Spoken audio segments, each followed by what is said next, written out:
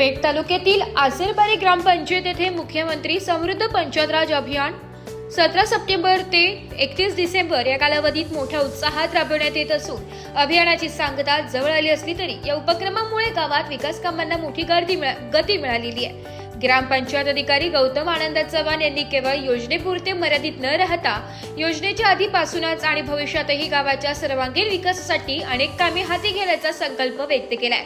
या अभियानाच्या प्रभावी अंमलबजावणीसाठी पंचायत समिती पेठचे गटविकास अधिकारी जेटी सूर्यवंशी, सहाय्यक गटविकास अधिकारी सुनील बागुल, विस्तार अधिकारी पंढरीनाथ गायकवाड व संजय महाले यांचे मार्गदर्शन लाभले। तसेच ग्रामपंचायत आसरबारीच्या सरपंच गीता विशाल जाधव, उपसरपंच यशवंत पाडवी, सदस्य जगदीश जाधव, कुसुम चौधरी, भारतीताई जाधव, कमलाकर जाधव यांचे तसेच गावातील ग्रामस्थ महिला मंडळ आणि तरुण मंडळ यांचे मोलाचे सहकार्य मिळाले। अभियानादरम्यान गावात अनेक ठोस उपक्रम राबवण्यात आले।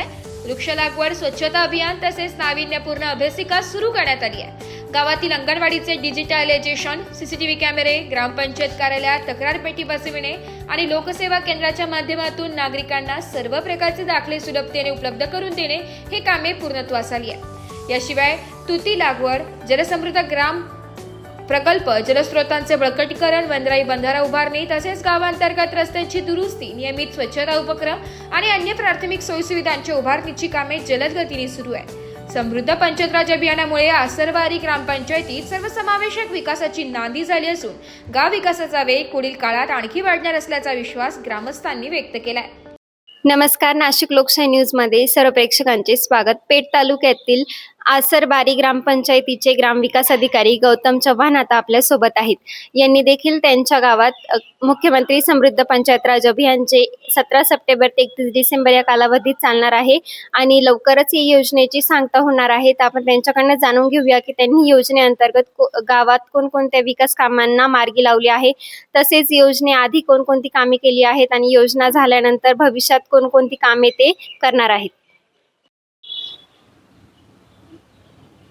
नमस्कार, माझे नाव गौतम आनंद चव्हाण, ग्रामपंचायत अधिकारी, ग्रामपंचायत आसरबारी येथे मी कार्यरत आहे। सध्या जो काही जे अभियान शासनातर्फे चालवलेलं आहे, मुख्यमंत्री समृद्ध पंचायत राज अभियान, मी माझ्या गावामध्ये आता सध्या जे काही अभियान चालू झालेलं आहे त्या अभियानचा कालावधी आहे 17 सप्टेंबर 2025 ते 31 डिसेंबर 2025 पर्यंत। या अभियानामध्ये जो कोणी महाराष्ट्रामधून चांगलं काम करेल त्या व्यक्तीला महाराष्ट्रातून 1 नंबरला 5 कोटीचं बक्षीस आहे। जिल्ह्यामधून 1 आल्याच्या नंतर त्या व्यक्तीला 25 कोटी आहे। तसेच ग्रामपंचायत लेवलला तालुका स्तरावरती पहिलं बक्षीस 15 लाख आहे, दुसरं बक्षीस 12 लाख आहे आणि तिसरं बक्षीस 8 लाख आहे आणि चौथं आणि 5वं हे कॉमन आहे की या सहभागामध्ये ज्या ग्रामपंचायतीने सहभाग घेतलेला आहे पण ते 3 मध्ये येऊ नाही शकले, पण त्यांना चौथं आणि 5वं बक्षीस हे त्यांनी काम केल्यामुळे त्यांना 5 म्हणजे 4 आणि 5 बक्षीस आहे। तसेच मी माझ्या ग्रामपंचायतीमध्ये मी माझ्या जे काही 8 त्यांच्या फाईलनुसार आहेत, जे काही जलसमृद्ध गाव आहे, सुशासनयुक्त गाव आहे, त्याच्यानंतर सक्षम पंचायत आहे, जलसमृद्ध आहे, नाविन्यपूर्ण उपक्रम आहे, त्यामधले हे 8 प्रकार आहेत। मी माझ्या गावामध्ये 8 प्रकारचे गट नेमलेले आहेत आणि त्या टीममध्ये आम्ही सर्व गावाचे ग्रामस्थ आहेत।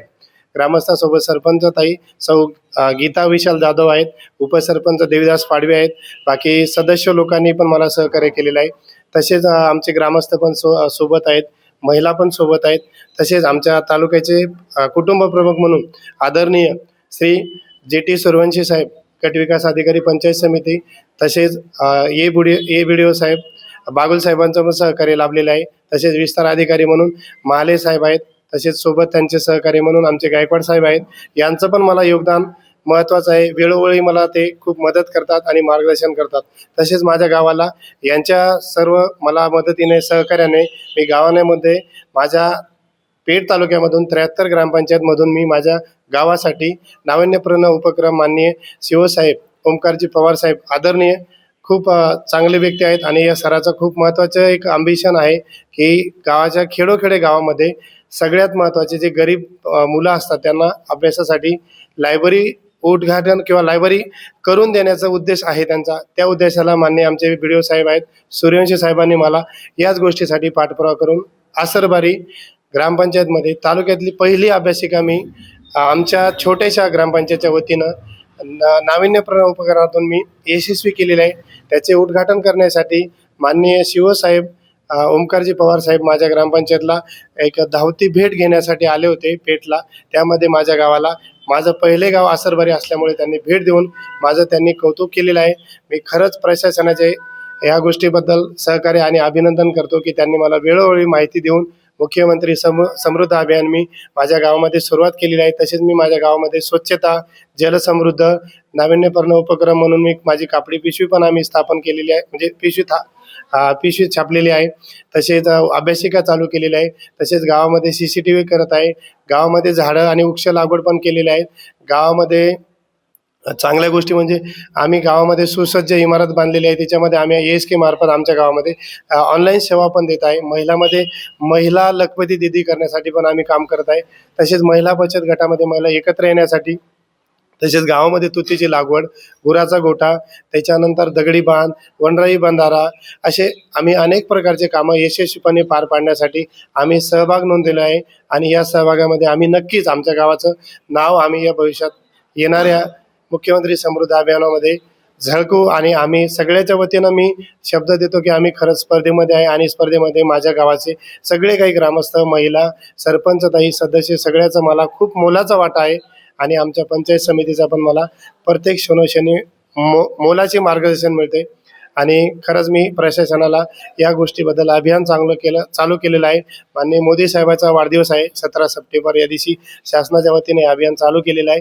मला खरंच असे अभियान दरवर्षी यावे आणि दरवर्षी गावाच्या जे काही विकासासाठी हे काम करण्याची माझी इच्छा आहे, तशी प्रत्येक बांधवांनी या अभियानामध्ये काम करावे आणि आपल्या गावासाठी समृद्ध ग्रामपंचायत बनवावी, असं शासनाचं जे काही धोरण आहे या धोरणाला मी खरंच स्वागत करतो.